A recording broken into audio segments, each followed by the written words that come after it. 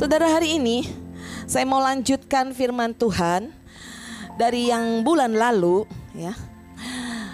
Judulnya masuk fase yang baru part 2 ya, bagian yang kedua nih saudara. Saya lagi bergairah sekali dan senang sekali, Tuhan itu lagi bawa sesuatu kepada saya, ada sesuatu yang baru terus Tuhan bicara saudara. Nah, tapi sebelumnya saya mau awali dengan kesaksian saya dulu. Bagaimana sih masuk fase yang baru? Di dalam fase yang baru ini, musim yang baru maksudnya ya. Ada hal yang harus kita kerjakan. Ada hal-hal yang kita harus mengerti. Nah, saya mau awali kesaksian saya. Kami itu kemarin pergi mission trip ya. Mission trip ke Bangkok saudara ya. Jadi ketika kami mau berangkat ya, kami itu selalu berdoa dan membuat sebuah pemetaan rohani. Jadi mempelajari bangsa itu, negara itu ya saudara, semuanya ya dipelajari saudara. Karena kami harus berdoa di sana, kami menginjil di sana ya, kami pergi ke gereja-gereja di sana gitu ya. Nah, kemudian kami ada Zoom saudara, Zoomnya luar biasa, kita doa, kita ya bisa share, seorang yang lain dapat sesuatu, saling menguatkan dan melengkapi banget. Nah, jadi waktu kami di Bangkok itu, tiba-tiba kami ini memang maksudnya ada di sebuah rumah shalom ya, rumah singgah. Kami ada pergi di sebuah tempat rumah orang-orang sederhana, anak-anak sederhana. Jadi ada orang-orang kami yang melayani nih anak-anak kecil gitu ya. Nah, setelah dari situ kami pergi ke gereja. Ibu pendeta ini kan punya rumah singgah ya, rumah shalom gitu ya, anak-anak kecil yang nggak mampu tuh, yang slum area, daerah miskin lah ya saudara. Kemudian kami diajak ke gerejanya. Nah, waktu di gerejanya itu sebetulnya di luar rencana ya, tadinya cuma di slum area tok. Tapi ternyata kita pergi ke gerejanya. Waktu di gerejanya tiba-tiba kita tuh di gereja sudah ada orang-orang berkumpul. Luar biasa, mungkin dikirain kami mau share firman, tapi kami memang mau share firman sedikit saja, tapi kami mau berdoa buat gereja itu. Jadi waktu saya tiba-tiba berbahasa roh, tiba-tiba ada sesuatu di roh saya itu kuat sekali. Dan bahasa roh saya juga saya rasakan urapan Tuhan kenceng banget saudara. Saya berbahasa roh sebegitu rupa saudara, dengan bahasa roh yang baru yang saya tahu ini belum pernah saya seperti ini gitu. Di roh saya merasakan itu saudara. Ada bedanya ya, saya bisa merasakan itu. Tiba-tiba saya melihat sebuah penglihatan. Itu seperti Tuhan tuh datang dari pegunungan, dari atas ya. Datang dan kaki Tuhan itu berjejak di Bangkok itu, di Thailand itu saudara. Tiba-tiba terang sekali, cahaya seperti api itu ada, dan saya melihat ribuan orang kudus datang. Tapi saya nggak bisa mengungkapkan itu, tapi saya lihat itu cahaya banyak sekali gitu loh. Ada banyak orang tapi nggak tahu ya, saya nggak bisa menerjemahkan itu. Tapi saya berkata bahwa Tuhan datang, saya tahu itu, dan kakinya berjejak, saya ngomong gitu ya memang. Dan kemudian saya bernubuat saudara. Tiba-tiba saudara, ketika bernubuat Tuhan itu bilang gini saudara, kalau ada satu orang saja yang berdiri buat bangsa ini, aku akan balikan telapak tanganku, akan terjadi perubahan yang luar biasa saudara. Jadi saya besoknya itu setelah acara itu, saya saat teduhkan pagi, tiba-tiba saya dapat ayat di Ulangan 33, nanti bisa dibuka lah, Ulangan 33 ayat 2 dan 3. Ternyata ayat itu berbicara, ya itu yang saya lihat penglihatannya, Tuhan berjejak kakinya seperti api, di kanannya nyala api dan datang dengan ribuan orang kudus. Nah, tiba-tiba saudara, saya nangis dan kaget karena beberapa hari itu tuh kami tuh pergi pelayanan. Hati saya gak tahan Tuhan. Tapi yang paling saya gak tahan lagi saudara, ya Tuhan, bangsa yang kayak gini nih Tuhan. Tapi Tuhan bilang, aku mengasihi bangsa ini, aku mati buat bangsa ini. Tuhan bilang, siapa yang mau berdiri buat bangsa ini? Tuhan berkata, saya gak tahan nangis. Bayangin saudara, kita nih yang jeleknya kayak gini ya dicintai Tuhan loh. Yesus mati buat kita, orangnya kayak gini jeleknya ini, lemahnya. Jadi Tuhan itu hatinya luar biasa sekali. Nah, hari ini saya mau masuk fase yang baru. Engkau harus berdiri, ada sebuah panggilan berdiri buat bangsa. Ada sebuah panggilan tertinggi saudara, panggilan yang besar, berdiri buat bangsa. Jadi saudara, hari-hari ini saya mendengar sebuah sangkakala berbunyi keras sekali. Mari berdiri untuk sebuah bangsa, berdiri buat Indonesia, berdiri buat kotamu, berdiri buat bangsamu. Jadi waktu saya mendengar itu, Tuhan berkata, siapa yang mau berdiri buat Thailand ini? Jadi waktu saya khotbah di gereja itu, ya di gereja satu lagi, gereja Grace Era Church juga, saya berkata seperti itu. Ini Tuhan hatinya nih, lagi kepengen banget di Bangkok, berubah Bangkok ngalami lawatan. Siapa yang mau berdiri? Tuhan berkata hidup orang itu akan diangkat Tuhan tinggi dan akan terjadi sesuatu. Dipakai Tuhan. Saya tuh bisa ngelihatnya di mata roh saya tuh ya, kalau orang menangkap hati Tuhan, itu orang itu ya saudara, saya ngeliat hidupnya itu ya, yang jadi dari nggak apa-apa bisa diangkat Tuhan jadi hebat, jadi kuat, jadi destiny-nya luar biasa saudara. Saya lihat ada potensi-potensi ajaib, potensi ilahi, karunia ilahi yang ada di orang-orang itu yang akan Tuhan munculkan jadi hebat. Itu yang saya lihat sebenarnya saudara. Tapi kan saya kadang-kadang tuh susah untuk menyampaikannya secara detail ya. Tapi saya tahu hati Tuhan itu seperti itu saudara. Nah jadi kalau dipelajari di Alkitab, ada banyak di Alkitab tokoh-tokoh Alkitab yang berdiri buat bangsa. Dipanggil berdiri untuk sebuah bangsa. Banyak saudara, Yeremia ya. Ini nabi saudara, penguasa waktu zaman itu ya, pemimpin raja marah karena apa? Nubuatnya itu sering gak enak terus. Berdiri buat bangsa, banyak. Yunus berdiri buat bangsa, Niniwe mau diporak-porandakan. Banyak sekali. Musa berdiri buat bangsa Israel. Banyak sekali. Elia, nanti saya mau kasih contohnya satu dulu supaya saudara bisa mengerti. Jadi waktu Tuhan saudara, pada waktu seseorang maksudnya dipanggil berdiri untuk bangsanya, nah pasti Tuhan akan memberikan tanggung jawab. Tapi tidak tanggung jawab tok. Apa saja saudara? Diberi karunia-karunia, diberi otoritas, diberi berkat, diberi hikmat, diberi kepercayaan, diberi kesempatan. Bayangin saudara, orang yang mau berdiri buat bangsa, makanya saya selalu dapat lihat gitu. Tuhan berkata sudah diperlengkapi, sudah disediakan kata Tuhan. Jadi orang yang mau berdiri buat bangsanya, Tuhan memberikan semua perkenanannya saudara dalam hidupnya. Dan saya melihat orang-orang ini di bawah Tuhan naik tinggi. Jadi setiap panggilan untuk bangsa itu turun dalam hidup seseorang, orang ini akan diangkat tinggi. Percayalah saudara, saya udah melihat saudara, orang-orang saya yang dibawa ke pulau-pulau dan ke bangsa-bangsa, wah kesaksiannya luar biasa. Yang sakit bisa disembuhkan saudara. Yang aneh-aneh terjadi mujizat. 3 hari kena gempa, hancur rumahnya. Oh sudah hopeless, orangnya sudah kayak mau mati. 3 hari gak makan. Tiba-tiba orang kami doakan terus, orang kami menginjil.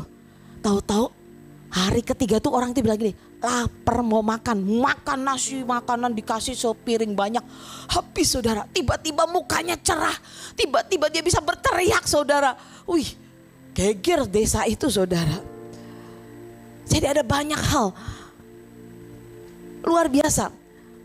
Ada fasilitas, ada anugerah. Jadi cuma satu, karena apa? Dipanggil berdiri buat bangsa. Jadi kalau saudara mau ngalami mujizat Tuhan, mau ngalami hal yang ajaib dengan Tuhan, pergi menginjil, pergi berdiri buat bangsa. Kekristenan saudara jadi hidup menurut saya, percayalah. Cuman satu, karena kita dipanggil berdiri buat bangsa. Nah saudara, ternyata tanggung jawab untuk berdiri buat bangsa ini besar dan sangat serius saudara. Karena itu saudara, sekali lagi Tuhan kasih ada akses kemudahan, ada karunia-karunia. Nah di Alkitab ya, saya mau kasih contoh. Ternyata sama. Ada tokoh-tokoh di Alkitab, orang-orang yang berdiri buat bangsa. Tapi saudara, mereka ajaib, mereka luar biasa. Tapi sayangnya ada beberapa ya yang ngalami di mana hanya karena soal kecil berhenti di tengah jalan. Ada yang seperti itu. Sayangnya saudara, ada yang tidak mencapai destininya. Ada yang tersandung karena hal kecil, soal kecil. Kadang orang berpikir gini, lah kenapa katanya Tuhan mengutus? Kan udah berdiri buat bangsa. Loh ya benar saudara. Kenapa Tuhan gak bertindak? Kok sampai dia jatuh, sampai dia ngalami seperti itu? Loh saudara, ada bagian Tuhan, ada bagian kita. Sekali lagi dalam hidup kita selalu begitu. Ada bagian Tuhan, ada bagian kita saudara. Jadi bagian Tuhan, Tuhan memberikan tanggung jawab, Tuhan memberikan fasilitas, Tuhan memberikan otoritas, Tuhan memberikan kuasanya, Tuhan memberikan itu saudara hikmatnya. Tapi bagian kita itu saudara, itu keputusan kita, pilihan kita saudara. Jadi ada bagian-bagian masing-masing. Tapi sekali lagi saya mau berkata, ada panggilan besar dalam hidup kita, ada destiny yang besar. Berdiri untuk bangsa kita, bangsa Indonesia ya. Tapi jangan biarkan ada hal-hal kecil yang merusak hidup kita. Nah, saya mau kasih contoh ya. Kita belajar dari seorang nabi yaitu bernama Elia. Elia ini orang ajaib Elia ini. Saudara baca tentang Elia luar biasa sekali. Elia itu ya saudara, dia cuma ngomong gini. Langit tertutup 3 tahun. Langit tertutup, tidak ada hujan sama sekali saudara. Tapi begitu Elia berkata, hari ini turun hujan, hujan pun turun saudara. Itu Elia saudara. Wih, mulutnya dipakai Tuhan penuh kuasa. Jadi waktu terjadi itu raja naik kereta, atau rajanya naik kereta nih saudara. Elia dikatakan lari lebih cepat dari kereta raja loh. Saudara, saya ingat dulu waktu muda nonton film The $6 Million Man ya. The $6 Million Man itu manusia $6 juta saudara. Di dalam tubuhnya penuh mesin canggih sekali. Larinya cepat sekali saudara, melebihi mobil. Nah ini Elia lari kayak gitu cepatnya saudara. Hebatnya kayak apa ya? Elia pernah ngalami, ini cerita soal Elia nih ya. Tepung yang sedikit dimultiplikasi. Wih, ya toh. Banyaklah mujizatnya. Elia mengalami hal yang banyak, tapi ada satu peristiwa yang membuat dia berhenti saudara. Ngeri banget. Jadi saya berdoa orang-orang Kristen mesti mengerti ini. Dalam pelayanan, pekerjaan Tuhan, dalam hidup itu. Hati-hati, ada hal-hal kalau yang sampai merusak destinimu ya, menghambat destinimu. Nah, saya mau berkata, Elia ini mendapat begitu banyak. Elia mujizatnya luar biasa. Kenapa sih Elia dapat mujizatnya banyak, mendapat begitu banyak? Bukan karena Elia baik, bukan karena Elia lebih hebat dari yang lain, bukan. Bukan saudara. Bukan karena Elia lebih sabar dari yang lain, jadi dia dapat banyak, bukan saudara. Bukan karena Elia punya karakter Kristus, bukan. Tapi sekali lagi saya mau berkata, cuman satu saudara alasannya. Karena Elia dipanggil untuk sebuah bangsa. Saudara mau terima mujizat, mau terima keajaiban dari Tuhan? Berdiri buat bangsa. Berdiri buat bangsa saudara, akan alami banyak hal yang ajaib. Alasannya Elia dipanggil buat bangsa. Jadi saya mau berkata Elia ini sebenarnya punya kartu khusus. Akses ya, punya kartu khusus, akses khusus saudara. Jadi mau minta mujizat, dapat mujizat. Mau minta otoritas, diberi kuasa otoritas sama Tuhan loh. Elia tuh. Nanti tak ceritain lagi Elia melawan Nabi Baal saudara. Satu bangsa dibikin bertobat, berbalik pada Tuhan, bayangin. Mau minta tanda ajaib, diberi sama Tuhan. Elia saudara. Minta karunia, ambil sesukamu. Minta uang, berapa yang kau butuhkan. Berdiri buat bangsa saudara. Berdiri buat bangsa. Jadi orang yang berdiri buat bangsa punya fasilitas yang ajaib luar biasa. Waktu Elia berhadapan dengan nabi-nabi Baal, tadi saya berkata, dia berlomba mendatangkan api. Siapa yang bisa mendatangkan api dari atas? Itu dia. Itu Tuhan yang harus disembah. Wah, itu Nabi Baal menoreh-norehkan tubuhnya, wah menyakiti. Api nggak turun-turun. Sengaja Elia kasih air, penuh air. Bayangin air sama api nggak akan ketemu bagaimanapun, bener nggak? Tapi Tuhan buat fasilitas, Tuhan buat mujizat, tanda ajaib. Api itu turun.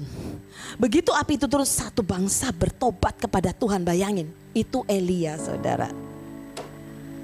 Menurut saya kalau orang berdiri buat bangsa, jadi sakti mandraguna.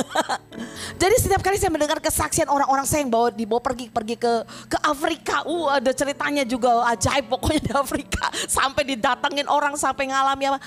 Tapi ajaib, saudara, lolos terus, saudara. Saya melihat bermunculan Elia di mana-mana.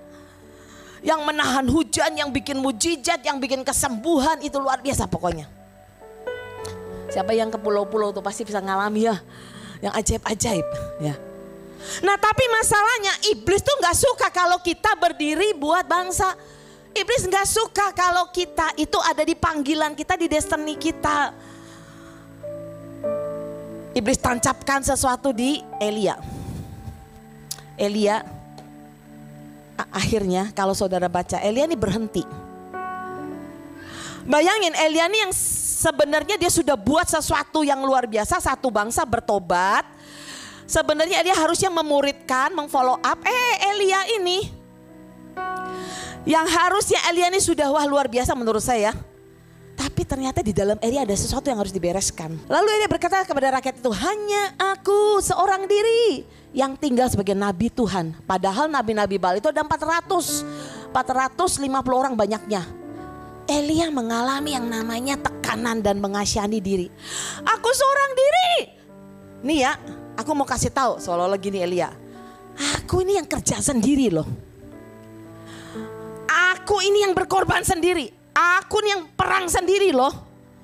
Aku yang mengerjakan semua. Tiba-tiba di dalam roh Elia ada seperti itu.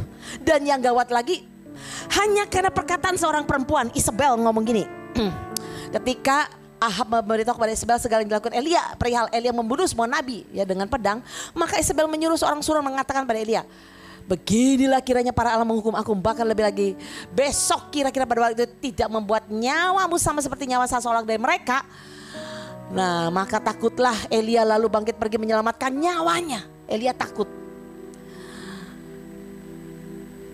Saudara, tiba-tiba saudara, hanya perkataan si perempuan Isabel. Hati-hati ya saudara dengan intimidasi.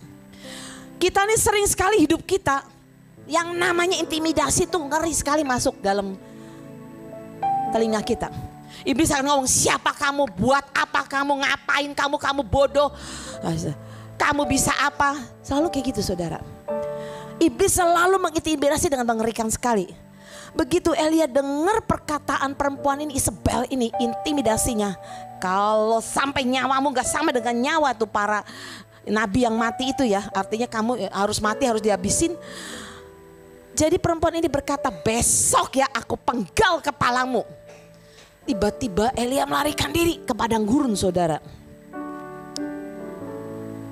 Apa yang terjadi saudara? Elia capek, Elia letih. Elia mulai mengasihi diri sendiri. Dia mengisolasi diri. Bersembunyi. Berapa banyak orang Kristen kayak gitu ya. Udah capek. Doa terus. Gak dijawab-jawab Tuhan. Udah capek. Pelayanan udah capek. Ini itu. Berkorban terus. Memberi terus. Ya, lama-lama ditinggal. Mulai mengasihani diri. Aku dapat apa? Mana orang perhatikan aku? Mana orang menghargai aku? Nah, mulai mengisolasi diri, mulai menyendiri dan memilih masuk padang gurun. Ini banyak orang Kristen kayak gini saudara. Yunus kayak gitu saudara. Ini Yunus orang hebat, dipanggil Tuhan untuk berdiri buat Niniwe. Tapi dia mengalami kebekuan. Dia mengalami masa bodoh, nggak taat sebenarnya. Berapa banyak kita ini sering berkata begini, tapi bu saya nggak begitu loh bu, saya nggak begitu loh bu. Orang sering ngomong gitu ya, saya sering mengkonseling orang, menegur, saya nggak begitu loh bu, saya nggak begitu. Berapa orang banyak berkata, Gak ada seorang pun yang ngerti saya. Sedikit-sedikit saya lagi. Ujungnya semua saya yang kerjakan. Hati-hati ya. Kalau ada gejala seperti itu. Hati-hati dengan gejala saya yang paling berkorban. Saya yang paling banyak memberi loh. Saya yang mesti bayar harga terus. Kenapa harus saya terus sih? Saya yang berjasa. Coba kalau nggak ada saya yang main musik, nggak akan jalan. Coba kalau gereja ini nggak saya support, nggak akan ada gereja ini. Itu saudara, hati-hati dengan gejala seperti itu. Hati-hati ya kalau kita ini mulai malas saudara. Malas bergaul. Ya, mulai banyak menghakimi, menilai orang, menilai khotbah. Ya. Nggak bisa menikmati dengan semua orang. Bergaul dengan semua orang nggak bisa. Sedikit-sedikit tersinggung. Sedikit-sedikit marah. Mutung ya. Mulai kesal dengan semua orang. Hati-hati, ini tanda saudara nih mengalami. Saudara mengasihani diri, saudara letih yang di dalam, saudara sudah jenuh, sudah capek. Sudah beku. Tapi beda kalau kita nih ada dalam hadirat Tuhan, dalam jamahan Tuhan ya, dalam urapan Tuhan, beda saudara. Kita bisa punya timbul roh pengertian, berbelas kasihan sama orang. Ada sesuatu empati. Loh, ada loh penyakit apa ya namanya sosiopat ya. Sosiopat yang tidak bisa punya empati katanya ya. Enggak bisa berempati sama orang bagaimana? Tidak peduli dengan orang lain sama sekali loh. Masa bodoh loh. Jadi penyakit kejiwaan saudara. Ini hati-hati saudara. Gejala ini gejala. Sudah mengalami kebekuan, kecapean, keletihan di jiwanya. Ya. Jiwanya sudah lapar ya, miskin saudara. Tapi kalau kita ada dalam hadirat Tuhan, dalam jamahan Tuhan, dalam urapan Tuhan, sekali lagi saya mau berkata, kita bisa merasakan atmosfer cinta Tuhan. Tadi pagi kita berdoa, saya bisa merasakan di sini nih cinta Tuhan tuh. Aduh, Tuhan, kau tuh luar biasa ya Tuhan. Kita bisa merasakan kebaikan Tuhan, kebaikan orang lain. Ada roh penerimaan, ada kerelaan. Kita bisa menikmati bergaul dengan semua orang. Tapi begitu saudara keletihan, ya panah iblis, panah mengasihani diri yang akan mengancam. Maka keegoisan mulai muncul saudara. Ciri-ciri pertamanya, engkau tidak akan bisa menikmati bergaul dengan orang lain. Dengan apapun yang ada di dekatmu engkau gak bisa. Tidak ada yang benar. Yang dilihat semua gak benar. Itu ciri-cirinya saudara. Saudara sudah mulai capek, letih, bosan, jenuh, beku. Jadi kalau punya istri yang cantik ya, pintar masak, masih ngomel, masakanmu asin, kenapa kamu gini-gini? Cerewet, kamu galak. Ya istri saya cantik tapi galak. Nah ya. Punya suami yang baik, pendiam. Suamiku lambat, gak tegas, orangnya diem banget. Jadi semua di matanya gak benar semua sama. Gak benar saudara. Tapi begitu kita seritme hati kita dengan hati Tuhan ya saudara. Tantangan apapun di depan, masalah apapun gak membuat engkau kesal, gak membuat engkau menggerutu, gak membuat engkau ngomel. Nah, jadi sekali lagi saudara, mari pakai kacamata Tuhan, jangan pakai kacamata kita saudara. Ada Musa juga saudara yang berdiri buat bangsa nih Musa. Musa ini luar biasa. Berdiri buat bangsa Israel sampai katanya Tuhan kalau bangsa Israel macam-macam udah nama. Apa katanya namaku jangan ditulis di kitab kehidupan pokoknya. Berdiri buat bangsa Israel Musa itu. Tapi karena Musa marah kepahitan ya. Ingat gak waktu di mana tuh, di Marah atau di mana tuh. Bayangin saudara, karena kepahitan, karena marah, jengkel banget dengan bangsa Israel. Ini bangsa Israel gimana sih? Musa marah begitu rupa. Itu menghancurkan panggilan destiny kita saudara. Nah, tapi saya mau berkata, tiba-tiba ya saudara, saya itu di telinga saya mendengar Tuhan itu berkata Ismael is coming home. Ismael is coming home. Engkau harus berdiri buat Indonesia berdiri. Injil harus diberitakan sampai ke ujung bumi.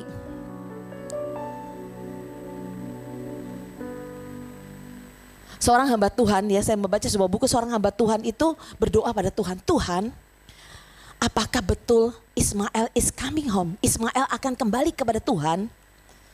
Dan Tuhan berkata, iya nak. Di Alkitab juga tertulis katanya, ya. Kamu ingat waktu Ismail itu bertemu dengan Ishak setelah Abraham mati. Jadi saat mengubur Abraham, Ismail dan Ishak bertemu kembali. Jadi Ismail pasti is coming home. Nah, saya baca juga sebuah buku, Pak Yusak itu pernah cerita kayak gini saudara. Di awal ya Pak Yusak itu pelayanannya, di awal-awal itu ya dipanggil Tuhan.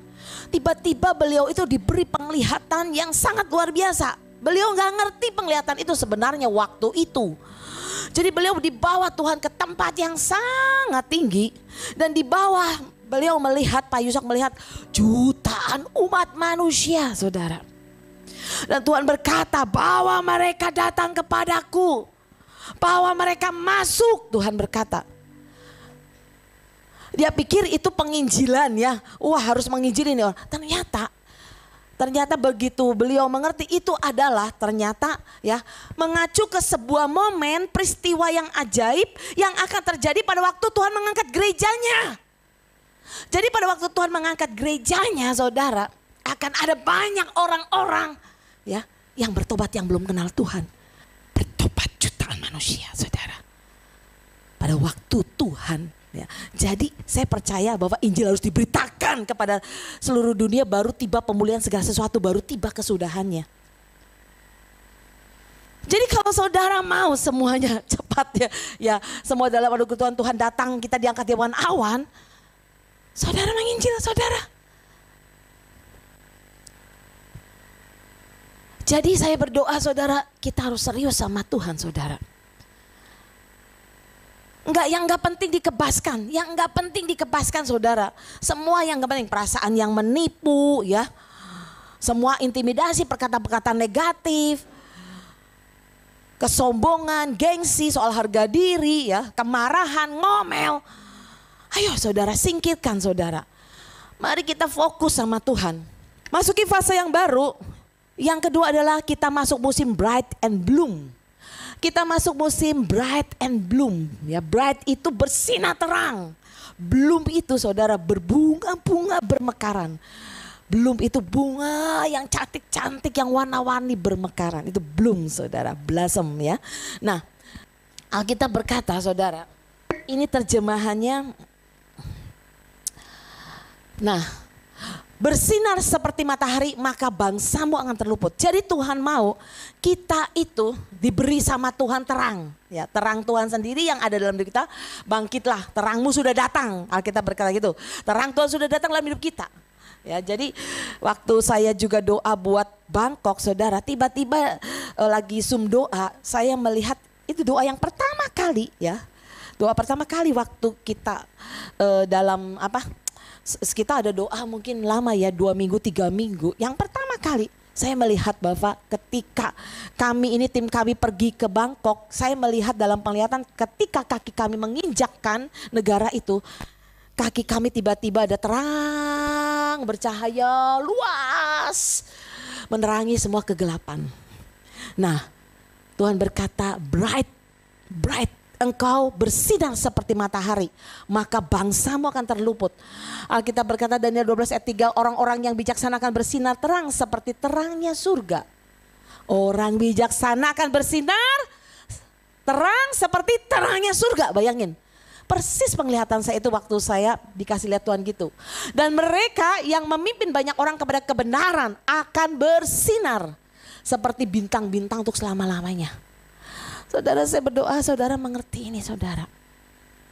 Ayo mulai belajar firman Tuhan, mulai menginjil. Perjanjian matahari ya, perjanjian matahari di Malaki 4 ayat 2. Ini kita itu seperti ya, Alkitab tadi berkata kita seperti terang sinar matahari. Menuntun banyak orang pada kebenaran, tetapi kamu yang takut akan namamu, bagimu akan terbit surya kebenaran. Bagimu akan terbit surya kebenaran. Hidup kita ini takut sama Tuhan, akan terbit surya kebenaran.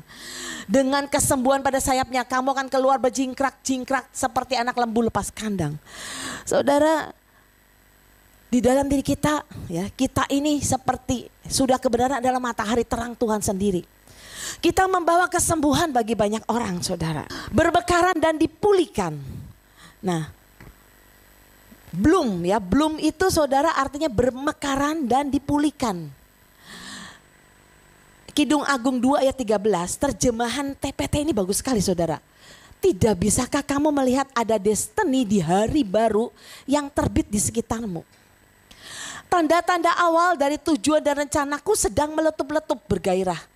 Tunas-tunas anggur kehidupan sedang bermekaran di mana-mana. Aroma bunga-bunga mereka berbisik. Ada pemulihan terjadi di surga. Saudara, saya mau kasih tahu saudara. Saya merasakan banget. Pemulihan sedang terjadi saudara. Pemulihan segala sesuatu sedang terjadi. Saya percaya firman Tuhan ya dan amin. Di zaman akhir ini saya akan melihat dan saudara yang percaya akan melihat. Sungguh saudara, pemulihan sedang terjadi saudara. Bangkitlah kekasihku, teman sejatiku, dan berlarilah bersamaku ke tempat yang lebih tinggi. Karena ini adalah waktunya untuk bangkit dan datang bersamaku. Nah, saya waktu siapkan firman ini tiba-tiba saya baca buku rohani saudara. Ada sebuah kata-kata, ini adalah musim pembalikan keadaan.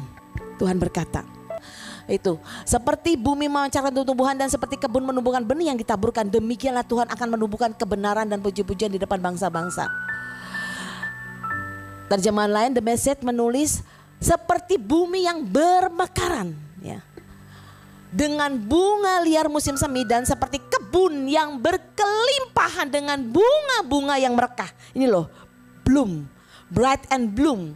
Bunga-bunga yang merekah, demikian pula lah Allah Sang Pencipta membawa kebenaran yang merekah sepenuhnya.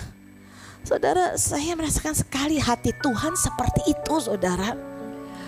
Tuhan mau kita menjadi terang dan ada sesuatu saudara yang sedang Tuhan buat, bunga-bunga bermekaran. Di dalam hidup kita saudara, apa saja bisa di jiwa kita, di roh kita, di keluarga kita, di rohani kita saudara, di pelayanan kita, di keuangan kita. Katakan bright and bloom Tuhan. Aku percaya terjadi Tuhan. Nah, waktu saya mau siapkan firman ini tiba-tiba ada satu kata yang terus juga mengiang-ngiang di telinga saya. Ini adalah musim pembalikan keadaan. Jadi kami waktu pergi pelayanan di sebuah kota ya, kita dikasih tema ya, kebun padang gurun menjadi kebun buah-buahan. Yesaya 62 ya. Kebun padang gurun menjadi kebun buah-buahan. Jadi Tuhan itu kasih sebetulnya hari-hari ini, kalau engkau percaya dan engkau perkatakan firman Tuhan, akan terjadi pembalikan keadaan. Saudara, musuh itu datang membawa kehancuran. Alkitab berkata, musuh datang membawa kehancuran, dia apa? Mencuri, membunuh dan membinasakan. Tetapi Tuhan datang membalikan keadaan semuanya. Amin. Tuhan datang membalikan keadaan semuanya. Tuhan datang membalikan keadaan selamanya. Amin. Percayalah saudara. Tadi saya ketemu dengan seorang ibu. Bu, apa kabar bu? Ibu ini, ya beginilah. Saya bilang jawabnya jangan begitu, salah. Jawabnya harus dengan iman dong. Puji Tuhan dengan anugerah Tuhan. Saya, misalnya apa? Saya ajaib, saya ngalami keajaiban misalnya. Saya diberkati. Puji Tuhan, semuanya baik karena Tuhan. Nah gitu ya. Jadi karena Tuhan berkata ini musim pembalikan keadaan saudara. Sekalipun kau lagi lemah, katakan Tuhan aku kuat. Sekalipun kau gak punya uang, Tuhan aku percaya sebentar lagi aku diberkati Tuhan. Sebentar lagi aku dapat pekerjaan. Sebentar lagi aku dapat mobil. Seperti kesaksiannya ya, worship leader kami. Dulu susah sekali hidupnya ya, nikahnya aja salah. Nikahnya MBA ya, married by accident. Jadi maaf kata, berbuat dulu baru nikah saudara. Sampai hidupnya di bawah kutuk susah. Tapi sekarang luar biasa dibalikan keadaannya sama Tuhan. Dia bisa rental mobil sampai dia bilang, kapan ya kita beli mobil lagi? Kita mau beli mobil apa lagi ya katanya. Bayangin saudara, dari sangat susah saudara, hidup di bawah kutuk. Nah, Wahyu 21 ayat 5. Tuhan berkata, ini musim pembalikan keadaan. Ada sesuatu yang baru yang Tuhan mau berikan. Ia yang duduk di atas tahta berkata, lihatlah aku menjadikan segala sesuatu baru. Dan firman-Nya, tuliskanlah karena segala perkataan ini adalah tepat dan benar. Saudara, Tuhan berkata, lihat aku menjadikan segala sesuatu baru. Tiba-tiba saya waktu merenungkan firman ini saudara, Roh Kudus itu memberitahukan seperti ini. Tahun depan, dimulai tahun 2025 saudara, akan banyak, orang sudah meramalkan akan banyak terjadi 2005 sampai di tahun-tahun berikutnya. Akan ada keguncangan yang besar. Sepertinya zaman baru akan dimulai saudara. Teknologi akan semakin canggih, super canggih. Hari ini kita disebut zaman milenial, nanti nggak tahu jadi apa namanya ya. Ternyata ada generasi-generasi yang namanya tuh beda-beda. Saya pernah baca sebuah buku tuh ya. Jadi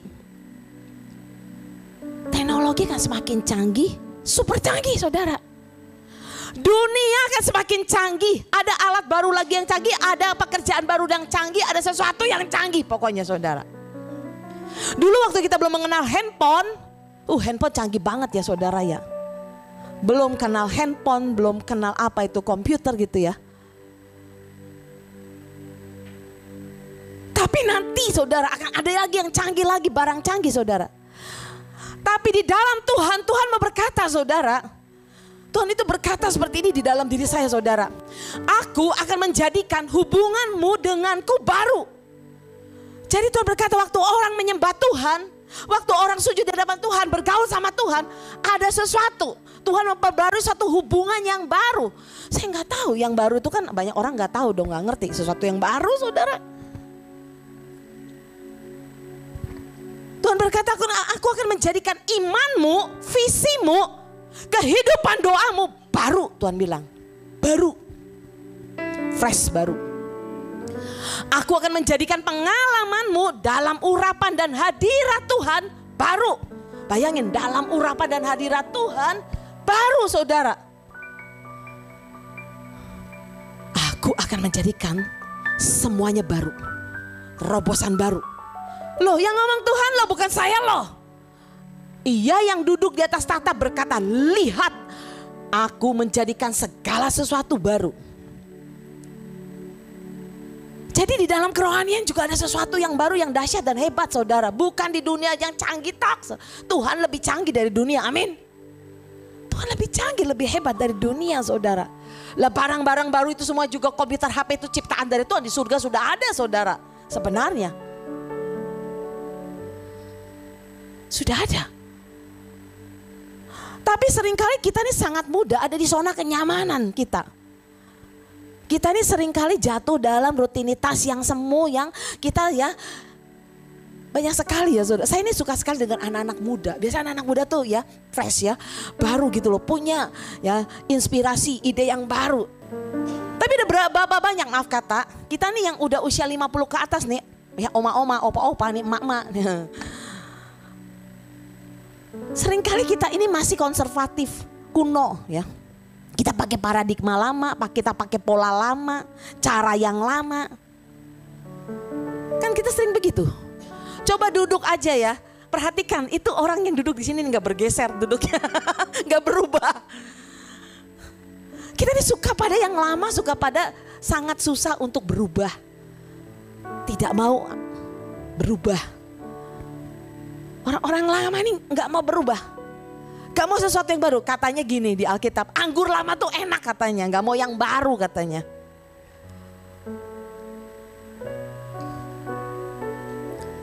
Tapi Tuhan ingin kita ini mengizinkan Tuhan, mengizinkan Dia bergerak di dalam semua lini kehidupan kita.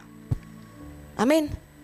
Supaya kita menerima terobosan pembaharuan, menerima pembaruan demi pembaharuan. Izinkan Tuhan masuk, bergerak di semua hidup bidang kita. Dan ngomong, Tuhan lakukan pembaruan Tuhan. Sesuatu yang baru Tuhan. Mazmur 23 ayat 3, ini terjemahan yang lain. Ia menyegarkan dan memulihkan hidupku. Ia menuntun aku di jalan kebenaran, kejujuran dan kedudukan yang benar di hadapannya. Bukan karena usahaku tetapi karena demi namanya. Jadi kalau soal ya tentang menyegarkan, memulihkan, itu sesuatu yang baru saudara. Yang fresh saudara.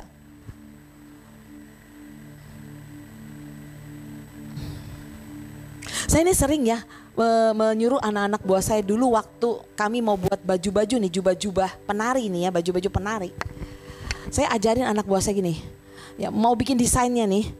Saya bilang, saya nih beli buku majalah Femina, dari Femina majalah Basar ya.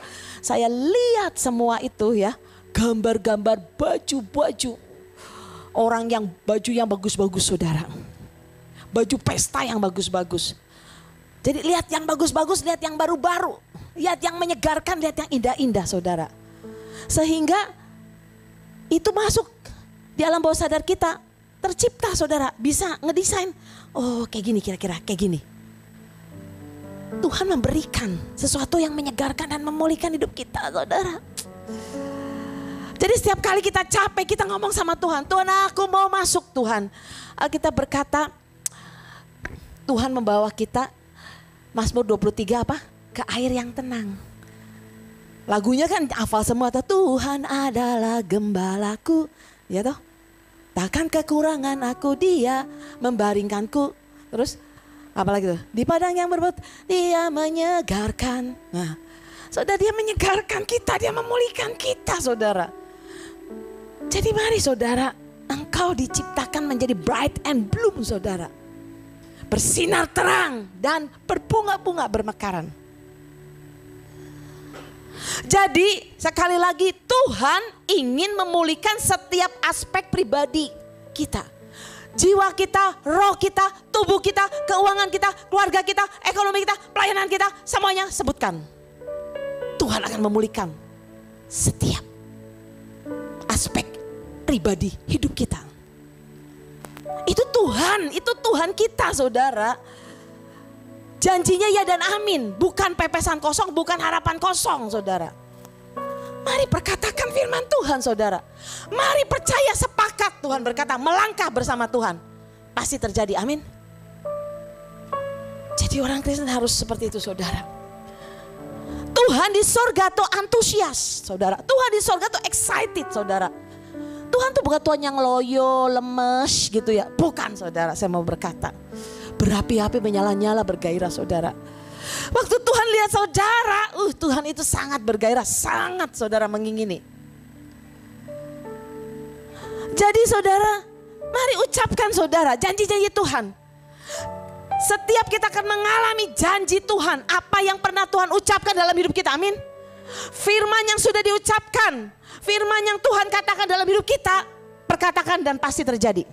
Aku terima janjimu, aku terima firmanmu Tuhan. Berdoa saudara, setiap musim penundaan, musim kegagalan dipatahkan semuanya, amin. Karena kita sedang memasuki masa yang baru saudara. Yang lama sudah berlalu. Enggak penting yang di belakang saudara itu, enggak penting saudara. Yang menentukan itu apa yang dikejar di depan saudara, amin. Yang menentukan apa yang dikejar di depan saudara. Kelimpahan yang surplus ya saudara, Ulangan 28 ayat 11 ayatnya. Yuk baca sama-sama ya, 1, 2, 3.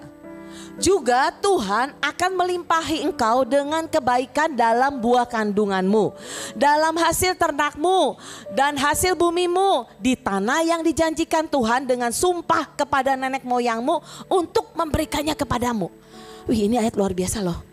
Tuhan itu akan melimpahi saudara dan saya, benar gak, amin? Ayatnya loh, bukan saya ngomong loh. Dengan apa katanya? Kebaikan buah kandung. Ini semua berkat saudara, hasil ternak, hasil bumi. Bayangin Tuhan itu berkata dengan apa? Sumpah saudara. Sumpah itu lebih dari perjanjian loh saudara. Bayangin kalau Tuhan bersumpah. Saudara. Ajaib sekali saudara. Ada gak orang yang ngomong, sumpah aku gak nyolong ini, aku sumpah. Berarti kan benar-benar dia tuh bersumpah bahwa dia, ini Tuhan bersumpah loh mau berkati kita, amin. Tapi ada terjemahan yang luar biasa di Amplified Bible saudara. Ya di kata-kata yang tadi tuh, di kata-kata yang paling atas, melimpahi, kata melimpahi itu. And the Lord shall make you have a surplus of prosperity. Artinya apa? Dan Tuhan akan membuat engkau, ini yang paling atas tuh, juga Tuhan akan melimpahi engkau. Terjemahan bahasa Inggrisnya tuh ya, yang paling atas saudara.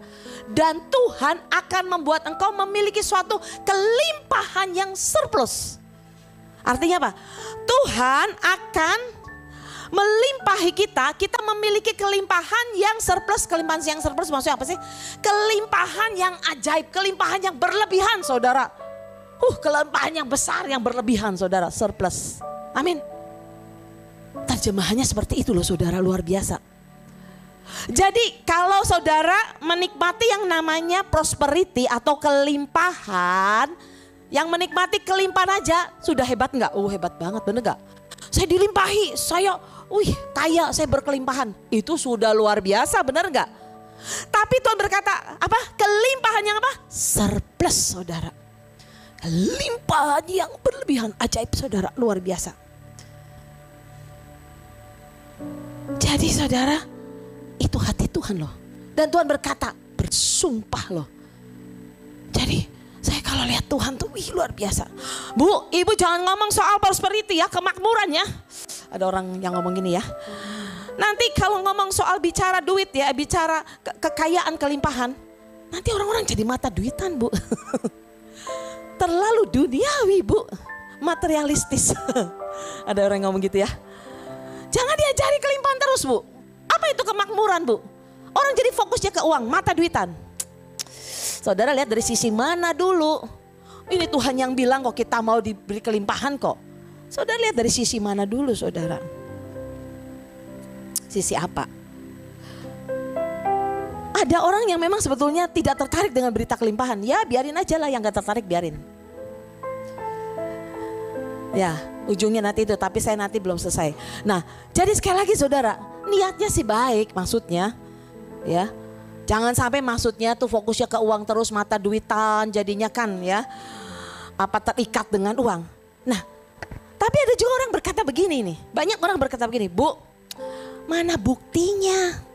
Saya sih mau-mau aja, siapa yang gak mau diberkati bu, diberi kelimpahan. Saya percaya janji Tuhan. Di firman saya mengerti, tapi kenyataannya seperti apa? Kan banyak kan yang kayak gitu kan? Banyak kan? Yuk kita belajar ya firman ini nih. Kata saya kok, sebetulnya saya tuh bukan tipe orang yang khotbah soal uang kelimpahan. Saya nih jarang dan gak pernah ya khotbah soal uang. Tapi waktu saya membaca ayat ini tentang Ulangan 28, tiba-tiba hati saya tergelitik sekali. Tuhan luar biasa ya, Tuhan mau beri kelimpahan yang seperti itu ya. Dengan sumpahnya, hasil ternak, hasil kandungan, hasil bumi.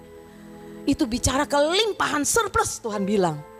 Ini ayat sering dibaca, saya juga kalau baca ini ya ini ayat biasa aja, gak ada artinya atau mungkin sebuah salam ya, salam. Dari penatua kepada Gaius, ini surat Yohanes ya.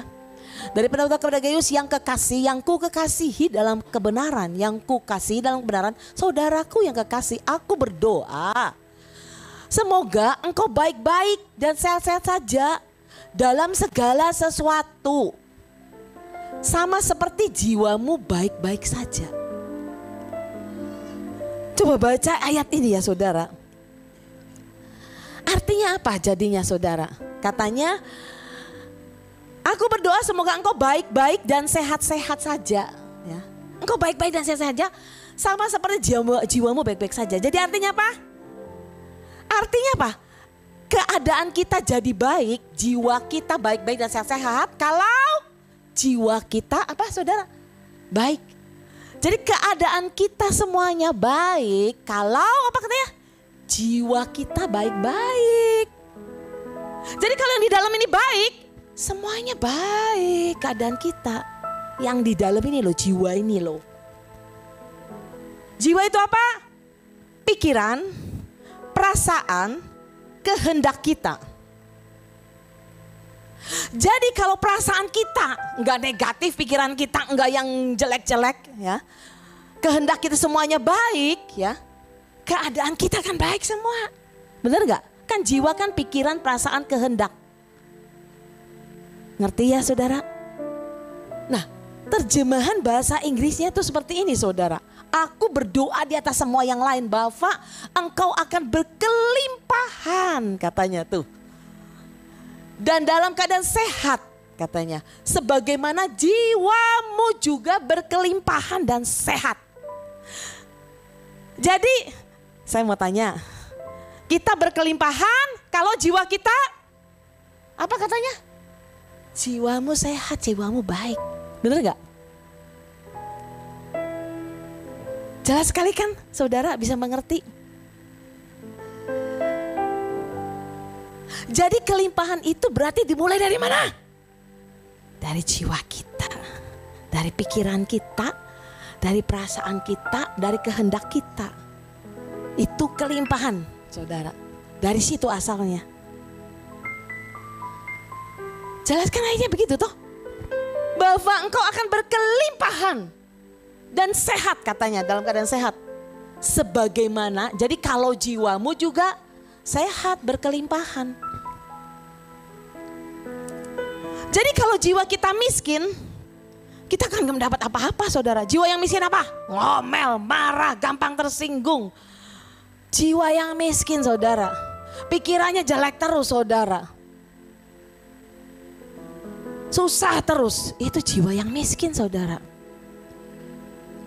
Tapi kalau jiwa kita berkelimpahan, itu awal sebuah kelimpahan, amin.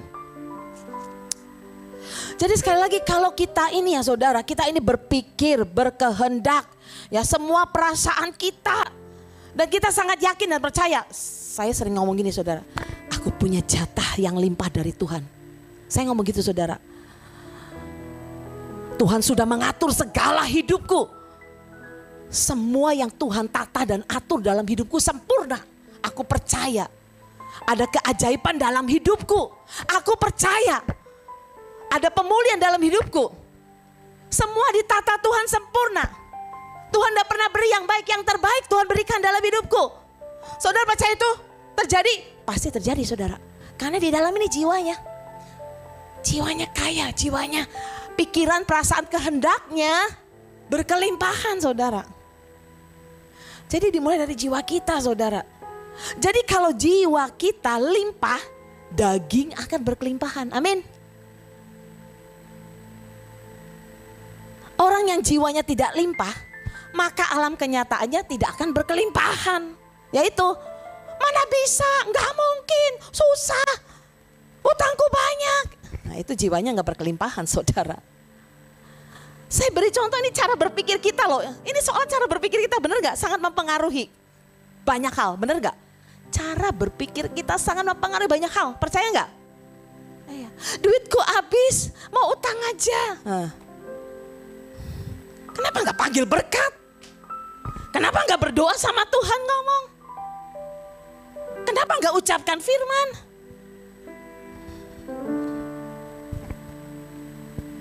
Saudara, saya melihat saudara, kita ini sering kayak gitu saudara.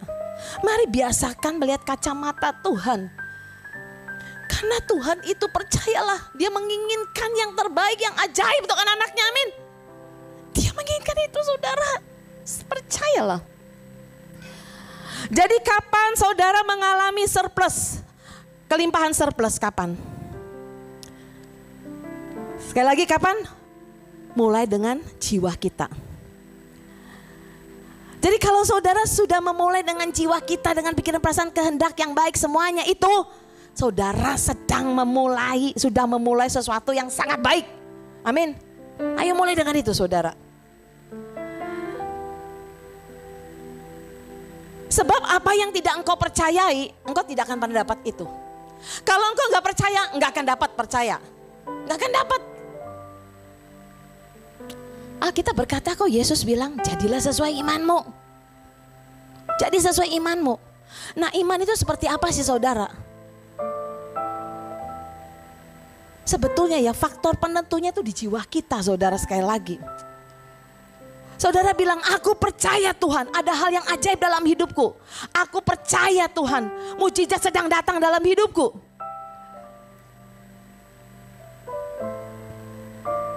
Dapat nggak kita bilang kayak gitu?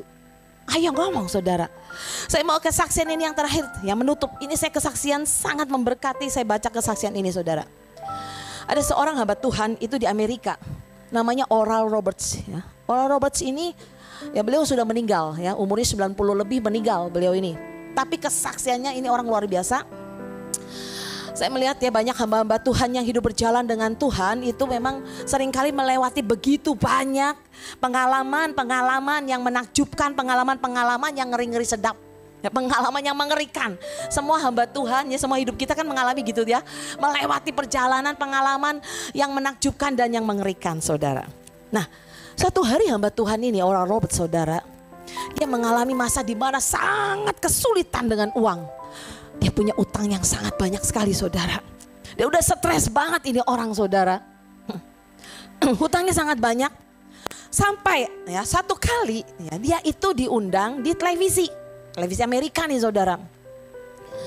Saya nggak tahu apakah dia tertekan, saking tertekannya masalah duitnya ya, nggak bisa bayar utang yang sebegitu banyak. Atau mungkin di dalam hatinya ditaruh sama Tuhan suruh ngomong, saya nggak tahu ya. Cuman dia tuh ngomong gini saudara, bayangin di hadapan orang-orang yang nonton TV loh, di TV loh, televisi Amerika loh ya. Dia bilang gini katanya, kalau aku tidak bisa mendapatkan uang ya sampai sekian, ternyata utangnya gede banget saudara ya, miliaran. Kalau aku tidak bisa mendapatkan uang sampai sekian dalam minggu ini, Tuhan bawa aku pulang. Waduh, ini frontal banget omongannya saudara. Saudara tahu seorang hamba Tuhan yang terkenal, Oral Roberts ya. Dia ini punya Oral Roberts Universitas loh saudara. Pokoknya pelayanannya, ministrinya bagus gitu ya. Saudara tiba-tiba rame saudara, dikecam sama orang Kristen, dimaki-maki. Bertubi-tubi diomongin saudara. Wah, soalnya dia public figure ya, orang kenal semua. Jadi katanya ya dalam seminggu itu saudara, wah jadi bahan perbincangan di gereja-gereja, di mimbar-mimbar diomongin, dia sama hamba Tuhan diomongin nih si Oral Robert ini nih. Dibilangin apa? Ini orang ngawur, ini orang gila katanya, ini orang pengen cari duit lewat TV, ini orang ngawur banget. Wah dimaki-maki saudara. Cuma pengen cari uang katanya lewat TV, minta belas kasihan orang katanya. Dituding macam-macam. Wah mungkin kutukan, omongan, hujatan segala macam saudara. Saya berkata kalau kita jadi kayak gitu, wah kita butuh anugerah Tuhan yang besar ya saudara. Dimaki-maki sekian banyak orang saudara. Tapi ajaib saudara, ini cerita luar biasa menurut saya. Saudara tahu ya, pada waktu akhir minggu sungguh-sungguh terjadi pertolongan saudara. Tapi yang ajaib, ini sangat ajaib saudara. Bukan dari orang Kristen yang nyumbang. Bukan ada gereja yang kasih uang ke dia. Bukan saudara, gereja gak kasih duit sama dia. Gereja maki-maki. Wong semua mimbar dipakai untuk menyerang si hamba Tuhan ini kok. Tapi saudara, ada satu orang yang tidak kenal Tuhan. Penjudi pacuan kuda. Tuhan bisa pakai penjudi pacuan kuda saudara. Tuhan kita tuh hebat banget saudara. Jadi makanya jangan pernah batasi Tuhan, saya mau bilang. Tuhan bisa bikin banyak cara, Tuhan bisa bikin hal yang ajaib yang di luar dugaan kita. Tidak pernah dilihat oleh mata, tidak pernah timbul hati kita, tidak pernah terpikirkan. Ini ada orang yang penjudi pacuan kuda. Ya, karena dia tuh nonton di TV. Ini loh apa kok rame-rame. Orang Kristen pada gelut gitu. Ini orang Kristen rame-rame apa? Loh, jadi dia dengerin itu. Ini ada apa sih? Kok kenapa dia dimaki-maki sih? Siapa sih orang ini katanya gitu ya. Ini si penjudi ngomong gitu. Lalu ada orang cerita ke penjudi ini. Jadi dia ini orang Robert ini hamba Tuhan namanya orang Robert katanya. Dia itu punya City of Faith di Tulsa, Oklahoma, ya Amerika ya. Dia punya universitas juga katanya. Ini dia pendeta katanya. Loh kenapa sih dia itu? Dia ngomong apa dia itu? Dia butuh duit katanya gitu ya. Iya, dia butuh duit, dia utang katanya dia. Jadi ya, dia bilang gini katanya, kalau dalam minggu ini dia nggak dapat uang sekian, maka dia dipanggil Tuhan pulang, katanya gitu ya. Lalu si penjudi itu tanya, berapa sih kebutuhannya emangnya? Ya nggak tahu berapa miliar, saya lupa katanya ya, orang yang cerita tadi. Nah terus, tapi ajaib saudara. Hari itu penjudi pacuan kuda itu menang besar saudara. Menang besar. Dan dia bilang gini, aku mau ketemu pendeta itu. Bayangin, aku mau nyumbang kebutuhannya. Jadi dia bawa itu ceknya ya, uang judinya itu, ceknya itu. Saudara, saya mau bilang ya saudara, Yesus itu pernah bilang gini, kalau orang diam, batu bersorak-sorai. Kalau orang-orang suci diam, maka yang paling najis pun bisa dipakai Tuhan, saudara. Orang Kristen kan senangnya kayak gitu tuh saudara, menghakimi. Bukannya nolong, menghujat, menghakimi. Kalau ada hamba Tuhan yang jatuh dalam dosa aja, habis dah. Itu orang Kristen gawat sekali. Makanya orang-orang Kristen kayak gitu, kalau diem katanya maksudnya nggak mau nolong. Orang najis pun Tuhan bisa pakai loh. Penjudi pacuan kuda ini ya saudara, tidak kenal Tuhan. Hanya kasihan pada pendeta ini, orang Robert ini saudara. Dia terbang, dia datang dan dia bilang saudara, dia menyerahkan ceknya. Bapak pendeta, saya mau tutup kebutuhan Anda. Terima ini cek dari aku. Hamba Tuhan ini tanya, kamu orang Kristen? Bukan, saya bukan orang Kristen, saya penjudi pacuan kuda katanya gitu. Tapi saya merasakan saya harus menyumbang kepada Bapak katanya. Selesai persoalannya saudara. Ajaib kan? Tapi saya mau berkata saudara, waktu hamba Tuhan ini melewati krisis yang sangat-sangat udah di ujung tanduk saudara. Lah bener loh, kalau dia ucapannya dia ini ya, kalau dia nggak dapat duit mati loh, dibawa pulang, bener kan saudara?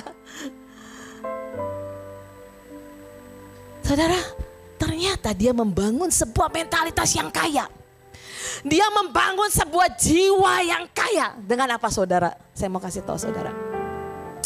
Apa yang dia bangun di tengah-tengah krisis, dalam masalahnya sudah sangat-sangat seperti itu, sangat menurut dia sepertinya hopeless dari hari ke hari. Dia apa yang dilakukan? Setiap kali di rumahnya ada telepon berdering, zaman itu belum ada HP ya, belum ada handphone ya. Jadi waktu telepon berdering kering gitu ya, tahu nggak, dia selalu mengucapkan gini, this is my miracle, this is my miracle, this is my miracle. Dia teriak seperti itu, gila saudara. Waktu diangkat, cucunya yang telepon saudara, bukan ya. Terus kering lagi, sebelumnya dia ngomong, this is my miracle, ini mujizat saya, ini mujizat saya, ini mujizat saya. Dia ngomong gila terus saudara, kayak gitu saudara. Diangkat lagi, bukan saudara. Bayangin, itu setiap hari, setiap waktu, bayang mungkin menurut saya, setiap telepon berdering. Jadi bukan setiap hari, tok setiap jam menurut saya. Tidak ada mujizat, nggak ada mujizat. Sampai suatu hari di titik paling berat ya saudara, di akhir minggu, penghujung minggu itu saudara. Tuhan kan senangnya gitu, ngeri-ngeri sedap ya saudara. Teleponnya berdering. Tiba-tiba dia ngomong lagi, this is my miracle, ini mujizatku, ini mujizat saya pasti terjadi. Bak, diangkat, halo, saya mau ketemu Anda, katanya gitu. Ya itu si penjudi itu saudara. Si penjudi itu datang bawa cek, terbang loh ke tempatnya si orang Robert itu. Dia kasih ceknya, hutangnya selesai saudara. Kelimpahan dimulai dari mana? Mentalitas. Kalau saudara berkata enggak mungkin, enggak bisa, apa iya? Kok kayak gini? Terjadi saudara. Jadi saya berdoa saudara, kelimpahan sumbernya di jiwa kita saudara. Amin. Kalau di dalam kita miskin, sekali lagi saudara, ini banyak sekali orang kita miskin, pelitnya minta ampun. Kita kan sudah diberkati, kenapa sih susahnya kita memberkati saudara? Mulai miliki jiwa yang kaya dengan apa saudara? Belajar memberkati, menolong orang miskin. menolong tangan-tangan yang terulur saudara, menopang yang lemah. Saya diberkati dengan saudara saya di Cirebon saudara, anak Tuhan. Dimulai dengan apa dia nggak punya banyak duit. Dia berkata, Ci aku pengen banget memberi makan orang-orang miskin. Orang-orang tukang becak dan semua yang gak bisa makan Ci. Terus caranya gimana? Saya mulanya ada satu temen yang punya hati seperti itu. Kita bareng-bareng bikin Ci. Cuma nasi seceplok, telur, dadar dan serundeng Ci. Sama sambel. Terbuka untuk semuanya siapa aja. Jadi loh kalau ada orang yang mampu mau makan ya gak apa-apa. Dia buka dengan itu. Katanya tukang becak orang yang gak makan nangis bisa makan nangis saudara. Kesaksiannya bagus-bagus saudara, ajaib saudara. Hanya makan nasi dan telur dadar dan serundeng saudara. Sambil nanti ada yang ngomong-ngomong, malah banyak orang yang maaf kata berjilbab semua bantuin. Jadi dibuka, ada yang mau bantuin boleh ya. Jadi kan telurnya didadar mendadak saudara gitu ya. Ada shiftnya gitu yang mau datang jam segini-segini bantuin untuk melayani boleh saudara. Tahu nggak Ci? Itu orang yang nyumbang terus-terusan Ci. Yang nyumbang terus-terusan. Ini ya Ci katanya belum habis nih. Sudah dikasih lagi orang. Ada yang ngasih telur, ada yang ngasih beras, ada yang ngasih uang, ada yang ngasih sambal, ada yang ngasih segala macam katanya. Luar biasa saudara. Jadi saya mau berkata lanjut. Jiwa yang kaya sejalan dengan kelimpahan. Maka engkau akan alami segala, akan mengikuti sejalan dengan kelimpahanmu. Jadi kalau saudara punya panggilan dalam hidupmu, destiny, tujuan hidupmu, untuk memberkati kota, untuk berkati bangsa, percayalah Tuhan pasti berkati. Ini saya mau ngomong nih, karena firman Tuhan pasti diberkati. Tuhan akan membekalimu. Setiap orang jatahnya macam-macam. Oh, saya mau di ini aja di lingkungan saya. Ya udah, berkati. Jatahmu segitu gak apa-apa, kapasitasmu segitu gak apa-apa. Tapi saya mau punya kapasitas kota, berkati kota. Tuhan akan berkati lebih hebat lagi. Saya mau berkati bangsa ini. Saya percaya kapasitasnya akan diperbesar lagi. Kalau engkau berkata Tuhan bahwa aku menyentuh bangsa ini Tuhan. Berkati aku Tuhan. Percayalah Tuhan akan membekali saudara, akan berkati saudara. Amin.